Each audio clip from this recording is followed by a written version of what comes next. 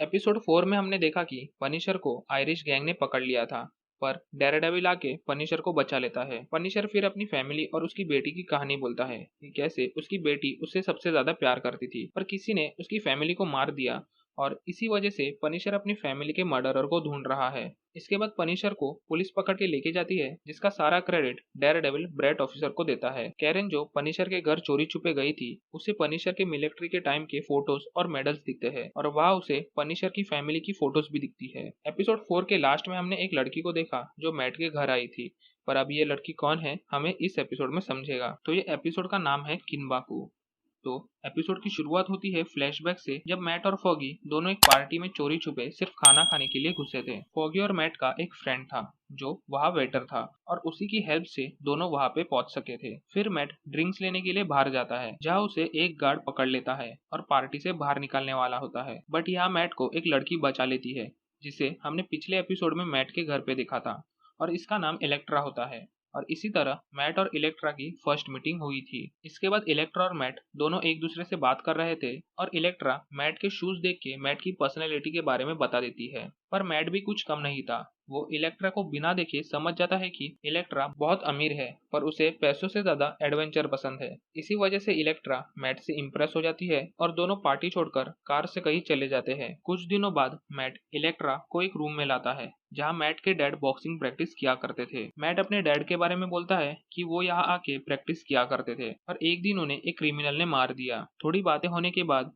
Electra समझ जाती है कि मैट के पास पावर्स है, जिसे वो सब कुछ सेंस कर सकता है। फिर दोनों बॉक्सिंग रिंग में एक फ्रेंडली मैच खेलते हैं और फाइट के बीच में दोनों पास आते हैं और फिजिकल होते हैं। इसके बाद सीन कुछ दिनों बाद का देखने मिलता है, जहां मैट और इलेक्ट्रा एक बड़े घर पे आए हुए थे। इलेक्ट्रा कहती है कि ये घर उसके डैड के फ्रेंड का है, जो अभी इस वक्त इस देश में नहीं है। दोनों उस घर का दरवाजा तोड़कर अंदर आते हैं और किचन में जाके अपने फ्यूचर और बच्चों के बारे में प्लानिंग करते हैं। इसके बाद दोनों फिर से पास आने लगते हैं, पर तभी मैट को घर में किसी की आवाज सुनाई देती है। इलेक्ट्रा उससे बोलती है कि उसके डैड के फ्रेंड वापस आ गए होंगे, इसलिए इलेक्ट्रा उन्हें देखने जाती है। पर जब मैट ऊपर आता है, उसे समझता है कि ये घर इलेक्ट्रा का नहीं है, बल्कि उस गैंगस्टर का है जिसने मैट के डैड को मारा था और अभी इलेक्ट्रा ने उसे पकड़ लिया है। इलेक्ट्रा उसे बांध कर रखी थी और मैट को अपना बदला लेने के लिए बोलती है। मैट उस गैंगस्टर को बहुत पंच मारता है, पर इलेक्ट्रा उसे बोलती है कि इसे जान से मार दो, जो कि मैट नहीं कर सकता। इलेक्ट्रा को ऐसा लग रहा था कि अगर इसे जिंदा छोड़ दिया तो ये मैट के पीछे आएगा,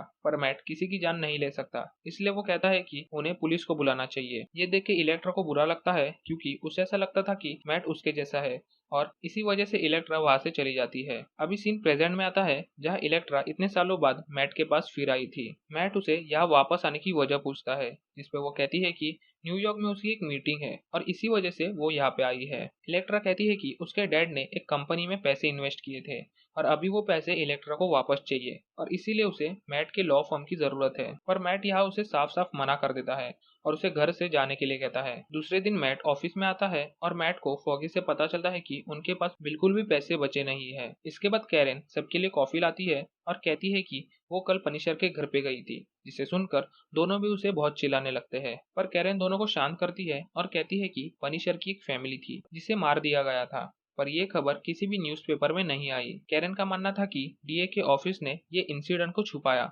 जिसका मतलब ये इंसिडेंट में कुछ तो गड़बड़ है जो उन्हें सामने लानी चाहिए। पर फॉगी को अभी ये केस नहीं लेना था, क्योंकि वो लोग पनिशर के केस में बहुत बार मरते मरते बचे हैं। ये बोलने के बाद फॉगी को बैंक से मैसेज आता है कि उनके बैंक में किसी ने बहुत सारे पैसे ट्रांसफर किए हैं। ये सुन के मैट समझ जाता है कि ये काम इलेक्ट्रा का है और मैट फॉगी से कहता है कि इन पैसों में से एक भी पैसा खर्च मत करना, और ये बोल के मैट वहां से निकल जाता है। थोड़ी देर बाद ऑफिस में रेस का असिस्टेंट आता है, जिसे फॉगी से अकेले में बात करनी थी। असिस्टेंट फॉगी से ग्रोटो के केस के सारे फाइल मांगता है और फॉगी सब देने के लिए रेडी भी था, पर उसे कोर्ट के ऑर्डर्स चाहिए थे। असिस्टेंट के पास कोर्ट के ऑर्डर्स नहीं थे और वो बस बोलता है कि अगर फॉगी ने ये फाइल्स दे दिए तो रेस उनकी फर्म को कुछ नहीं करेगी। पर फॉगी लॉ के अगेंस्ट नहीं जाता, वो साफ साफ असिस्टेंट को मना कर देता है, जिसे असिस्टेंट गुस्सा होकर वहां से चले जाता है। असिस्टेंट फॉगी को धमकी देता है कि रेस उनके फर्म को बर्बाद कर देगी, पर फॉगी को इससे कोई रेस इस फर्म का नामो निशान मिटा देगी। आप कितनी बार ये कह चुके हैं और फिर भी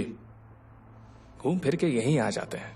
इसके बाद हम देखते हैं कि मैट उस ऑफिस में गया है जहां इलेक्ट्रा की आज मीटिंग होने वाली है। मैट अपनी पावर्स का यूज करके दूर से ही मीटिंग में क्या चल रहा है ये सब सुन रहा था। इलेक्ट्रा मीटिंग में आती है, पर मीटिंग शुरू होते ही खत्म हो जाती है, क्योंकि किसी ने उसके सिस्टम को हैक करके उसके सर्वर को डाउन कर दिया था। मैट समझ जाता है कि ये सब इलेक्ट्रा ने खुद से किया है। फिर हमें फॉगी दिखता है जो अपने लोकल बार में अपनी जीएफ मार्सी के साथ था। मार्सी कहती है कि रेस को इस शहर का मेयर बनना है और उसी वजह से वो पूरी कोशिश कर रही है कि पनिशर को फांसी की पनिशमेंट मिले। ये करके रेस उन लोगों को मैसेज देना चाहती थी जो लोग खुद ही लॉ को हाथ में लेके क्राइम से लड़ने रास्ते पे उतर जाते हैं। मार्सी ये भी कहती है कि रेस के लिस्ट में अगला निशाना डेयरडेविल भी है। फिर हमें कैरन को देखते हैं जो एक न्यूज़पेपर प्रेस में जाती है जहाँ बेन पहले काम करता था। कैरन उस ऑफिस के बॉस से मिलती है जिसने पनिशर की न्यूज को प्रिंट किया था। कैरन कहती है कि उन्होंने हाफ इंफॉर्मेशन प्रिंट की है। कैरन उसे पनिशर की फैमिली और उसे मिलिट्री के रिकॉर्ड के बारे में बोलती है जो उन्होंने प्रिंट नहीं किए थे, पर वो बॉस कहता है कि उन्हें जो इन्फॉर्मेशन आई विटनेस और डीए के ऑफिस से मिली है वही इन्फॉर्मेशन उन्होंने प्रिंट की। फिर कैरन उस बॉस से रिक्वेस्ट करती है कि उसे पहले की न्यूज़पेपर देखने हैं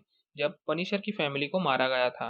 बॉस कैरन को एक रूम में लेके जाता है जहाँ बहुत सारे न्यूज़पेपर होते हैं और वो कहता है कि वो लोग डिजिटल कॉपी नहीं रखते, इसलिए कैरन को हार्ड कॉपी को एक एक करके चेक करना होगा। कैरन ये करने के लिए भी तैयार होती है और ये देख के वो बॉस हंसने लगता है और कहता है कि अगर बेन ऊपर से देख रहा होगा तो उसे कैरन पे बहुत प्राउड फील होगा। 3 घंटे बीत जाते हैं और कैरन अभी भी उसी न्यूज़पेपर में घुसी हुई थी और उसे पता चलता है कि बस पनिशर को गोली लगी थी यही प्रिंट हुआ था और उसके फैमिली के बारे में कुछ भी नहीं लिखा गया। बॉस कहता है कि अगर अमेरिकन फैमिली का मर्डर होता है तो वो न्यूज फ्रंट पेज पे आती है और अगर ये न्यूज नहीं आई इसका मतलब कोई इस न्यूज को छुपाना चाहता है। तभी बॉस को याद आता है कि जिस दिन पनिशर की फैमिली का मर्डर हुआ उसी दिन 3 गैंग्स के बीच में गैंग वॉर हुआ था। अमेरिकन कार्टर गैंग जिसे पनिशर ने मीट शॉप में लटका दिया था, डॉग्स ऑफ हेल और आयरिश गैंग जिसे आप जानते ही है। इसके बाद कैरन को फोटोज से पता चलता है कि जिस जगह 3 गैंग के बीच में वॉर हुई उसी जगह पनिशर की फैमिली का मर्डर हुआ। इसके बाद कैरन उस बॉस को थैंक यू बोलती है और वहां से चली जाती है।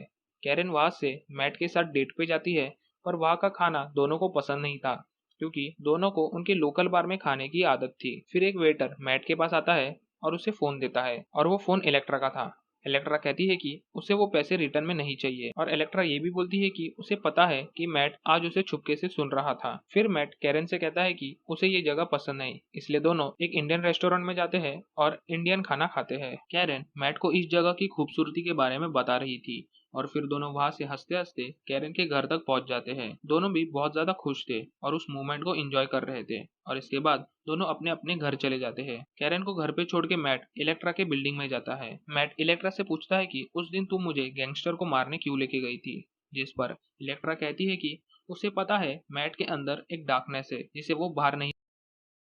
इलेक्ट्रा मैट को अच्छे से जानती थी और उसे पता था कि मैट को भी अपने डैड के किलर को जान से मारना है, पर मैट अपने अंदर के डार्कनेस को दबा रहा है। पर मैट ये सब बातों को बकवास कहता है, लेकिन इलेक्ट्रा को पता था कि मैट कैसा इंसान है। तभी मैट को कुछ लोगों का आवाज आता है और वो इलेक्ट्रा से कहता है। इलेक्ट्रा ये सुन के तैयारी करने लगती है और कहती है ये लोग शायद यकूजा हो सकते हैं। ये सुन के मैट को यकीन नहीं होता क्योंकि उसने यकूजा को इस शहर से निकाल दिया था। पर इलेक्ट्रा कहती है कि जो बग उसने सुबह उस कंपनी में प्लांट किया था शायद उसी की वजह से ये लोग यहाँ आए हैं। ये सुन के मैट उस पे चिल्लाता है और कहता है कि अभी वो इलेक्ट्रा की हेल्प नहीं करने वाला। पर इलेक्ट्रा जानती थी कि मैट उसकी हेल्प करेगा, इसलिए वो पहले से ही मैट के डेयरडेविल की कॉस्ट्यूम अपने साथ लाई थी।